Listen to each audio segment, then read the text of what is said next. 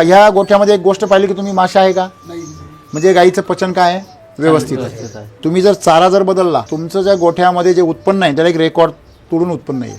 गाईचं दूध लवकर आटणार नाही, तुमचं फॅट कमीच होणार नाही कधीच. त्याच्यात सर्वात महत्त्वाची गोष्ट म्हणजे क्वांटिटी कमी होणार नाही दुधाची, स्टेबल राहणार आणि गोठा तुमचा रिकामा कधीच राहणार नाही. चारा आणि मिल्क चार्जर या दोन्ही गोष्टी जर वैदिकच्या असेल तर तुमचा दूध व्यवसाय तुम्हाला आरामशीर लखपती करू शकतो. एक गाय तुम्हाला वर्षाला लाख रुपये उत्पन्न देणार. तुम्ही हिशोब करा, आज तुम्हाला ती दूध देते 1,500 2,000, 1,000 ते 2,000 पण दूध देते.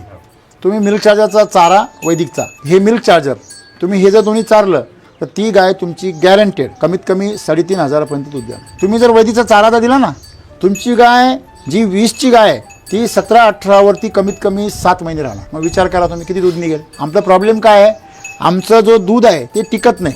आपल्या गायांच्या बाबतीमध्ये काय गंमत आहे की आपण ही जी शक्ती आहे, ही शक्ती दुधाची जी आहे ती टिकून ठेवली पाहिजे. की एकदम वर जाते आणि एकदम खाली येते. मग तुम्हाला दूध व्यवसाय कसा परवडेल? 8 महिन्यापर्यंत दूध देते काय, मला 16 लागते तिला. 7व्या महिन्यात ती बंद ऐकलं? टाका लागते. मग चारा जर बदलला तुमचा तर दुधाची क्वांटिटी वाढेल. दूध टिकतंय तुमचं आता मिल्क चार्जरमुळे, ते आणखीन वाढेल.